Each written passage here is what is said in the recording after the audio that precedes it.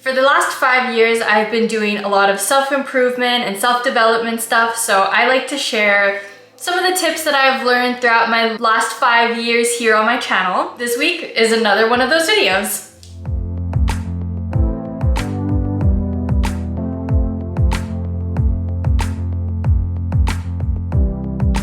Hello LOS gang and welcome. If you're new here, hi, I'm Sacha B and welcome to The Life of Sacha. Here on my channel, I like to do videos of beauty, fashion, lifestyle, that type of content. So if you're interested in that kind of stuff, don't forget to hit that subscribe button and the bell button down below. So sometimes when I do these videos, I do my makeup and just like do random stuff. But today, I'm literally just gonna sit here and talk to the camera and just give you the straight up tips because why not? So I'm gonna start with tip number 1, and that is setting goals. I think in the last self-development video, I did kind of touch on this subject, but I'm gonna go in a little bit more detail in this video. So in my previous video, I did say that I like to make to-do lists on just stuff that I need to do for that day. But for this one, for setting goals, it can be big or small. It kind of just depends on what you wanna do. So like I said, I like to do to-do lists, but then I also like to do daily lists, weekly lists, monthly lists, yearly lists of just things that I want to get done and some of the goals that I want to strive for. I feel like setting goals in any kind of aspect is good because it kind of gives you something to stay focused on. So for example, for me, one of my goals for next year is to be a little bit more motivated and a little bit more consistent with my YouTube videos. I definitely took a few months, but for next year, one of my goals is I want to actually stay consistent throughout the whole year and not take many breaks, if any breaks. So that's just kind of an example of like what a yearly goal would be because it's like throughout the whole year. But I like setting goals, big or small, because it kind of gives you a direction on the goals that you want to achieve, and it's easier to like focus and get it done when you have it written down somewhere. But anyways, we're gonna go on to the next point, which is practicing self-care. If you're not new to this channel and you've seen quite a few of my videos, you know I am an advocate for self-care in all aspects. So I feel like practicing self-care can come in all different shapes and forms. As I was looking at some of these things online a few days ago, I did write down something that I thought was interesting. So there is 7 pillars of self-care, and I'm gonna read them to you right now. I had to write them down because there is no way I'm gonna remember all of them, but there is mental, environmental, physical, emotional, spiritual, recreational, and social. So I thought that was kind of interesting because I didn't know that that was a thing, but I pretty much talk about a fair amount of those. So I thought that was just kind of interesting to add into this video. So I'm a really big believer in the environmental, mental, and physical. A few examples of practicing self-care in some of those aspects of the 7 pillars would be journaling for mental. If you're not new to this channel, you know that I love journaling. It comes and goes depending on how my mental space is, but I feel like journaling is a really good way to get like your feelings out, so I love journaling. So another way to practice self-care could be doing your makeup or like skincare, face care, all that kind of stuff, even hair care. Just like making yourself feel good, which I do a lot on this channel. If you've seen any of my self-care videos, I love to do stuff on my face, just like making my skin feel really good, stuff like that. I will link down below some of the videos that I've mentioned these things in, just down below if you're curious. Another way to practice self-care would be physical activity, like going to the gym, working out in any sort of way. You don't have to go to the gym, you can go for a run, go for a walk. Just moving your body in general, I think, makes you more happy. One more example on how you can practice self-care would be decluttering your house or just cleaning your house in general, which I like to do in my videos as well. I freaking love cleaning my house. Well, I don't love cleaning my house, but I definitely know that you have to do it. I know that sometimes houses can get messy, but I don't think I've ever cleaned the house and had like a nice spotless house and didn't feel good about it. But even just doing like a weekly clean would be better than no clean at all. So that is definitely another one that I love. I feel like practicing self-care in all sorts of forms, any of the 7 pillars that I mentioned, really help to improve your self-esteem, your mental health, and your physical health. And I feel like practicing self-care is a lifestyle. It's not just like one thing that you do here and there. I feel like it's a daily and weekly and monthly and yearly thing that you have to get into to be able to see improvement on all of the aspects of your life. And of course that takes time, like you can't just do it all at once, but even just practicing a little bit here and there and getting into the routine of it, soon it'll just be a part of your life. I truly think that it is so important, so that's why I'm always sharing that kind of stuff on my channel. So as you can tell, I love that one. But we're gonna go on to the next one.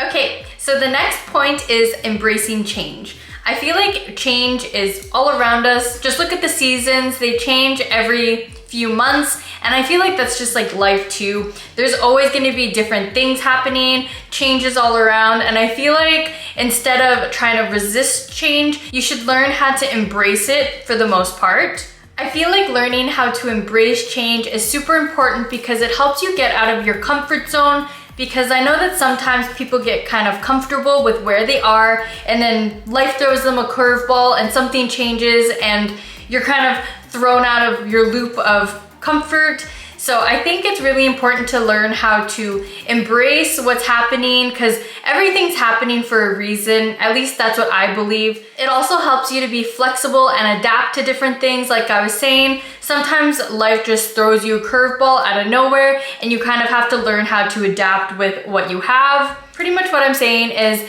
when things change, don't be resistant to it, don't try to fight back, kind of just let it happen. For the most part, I think it's good to just learn how to adapt to things going on around you. So I'll tell you a little personal story for me on how I learned how to adapt and change. So when I was freshly out of high school, I think like a year after I graduated, I ended up moving from my hometown, and I had to get out of my comfort zone because ever since I was a kid, I pretty much had the same friends growing up as I always had. So going to a town that I didn't know anyone in, I had to get out of my comfort zone and kind of socialize with people I've never really met before. So embracing change and looking at the bright side of things when stuff changes around you, it helps you build new connections. I made a lot of friends that I wouldn't have met if I didn't get out of my comfort zone and actually try to meet people. So another good thing about embracing change is that it can help you break old bad habits and form good new ones. So another example of this from my personal life is when I moved to that new place, I used to drink quite a bit when I lived in my hometown. It's just kind of like a normal here for people to always party for the most part.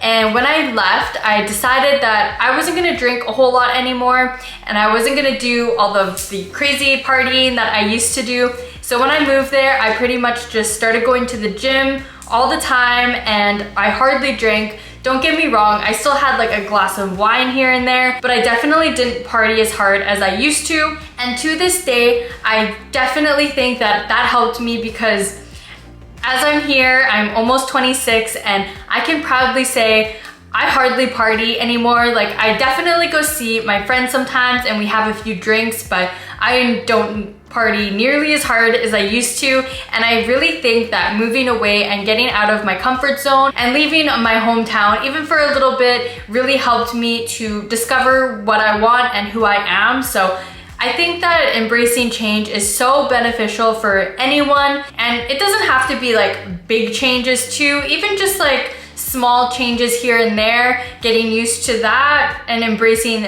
little things, it makes it a little bit easier to embrace bigger things later on. So anyways, that is all I have for embracing change. If I continue talking, I feel like I'm just gonna keep on repeating myself, so I'm gonna go on to the next one. So the next point I have is eating good food and nourishing your body. I feel like eating good food is super important just because it keeps you healthy in all aspects of your life. I really do think that it is important what you put into your body. In my last self-care video, I was talking about how I ate 2 tubs of ice cream in like 2 weeks and my face broke out really bad. It is because I ate all of that ice cream and what I was putting into my body was reacting on my skin. So when you eat good food, it helps your skin, it helps your digestion, it helps your immune system.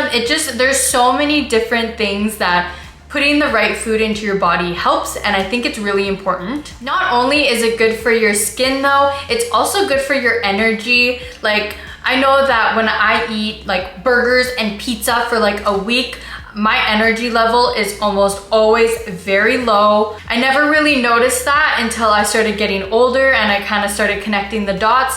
But I know that when I eat like more nourishing foods like quinoa and just like protein and veggies and fruit, my energy levels, I just feel happier, I'm more energetic, I feel more awake, and I honestly think it is because of what you're putting into your body. Speaking of veggies and fruits, I think that those are so important to put into your diet as well because they are full of antioxidants, minerals, and vitamins, and I feel like why wouldn't you want to be putting good, nutritious stuff into your body?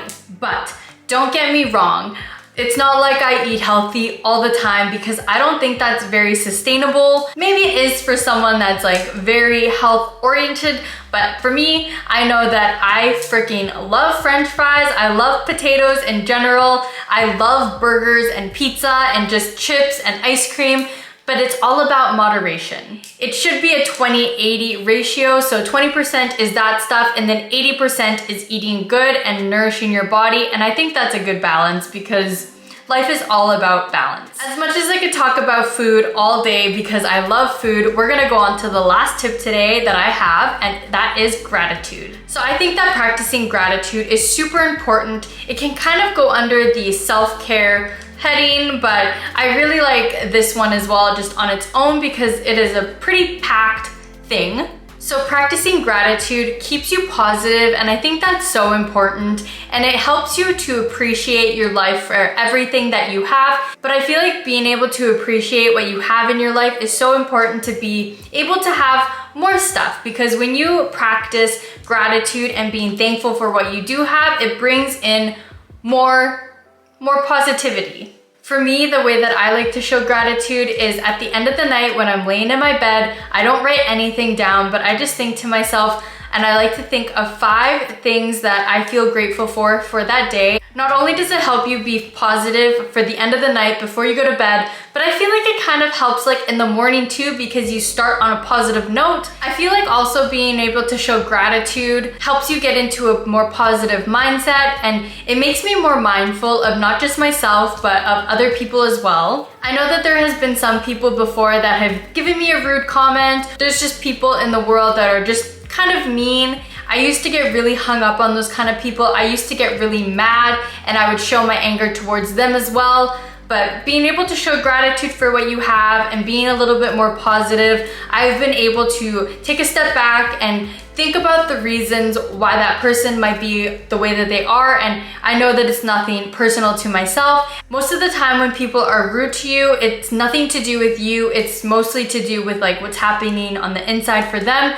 So being able to be more positive and mindful of other people is really important, not just for yourself, but for others as well. But anyways, that is pretty much all for my video today. I hope you enjoyed. If you like videos like this, definitely let me know down in the comments below because like I've said before, I love personal development, self-improvement, and just bettering yourself in general, so I love sharing these tips. If you like this video, definitely go hit that like button down below. And if you like me and the videos that I do, definitely consider hitting that subscribe button down below as well. If you made it this far in my video, I just wanted to quickly say thank you and welcome to the LOS gang if you've never watched my videos before. But other than that, LOS gang, I hope you have a good rest of your night or day whenever you're watching this, and I will see you in my next one. Bye!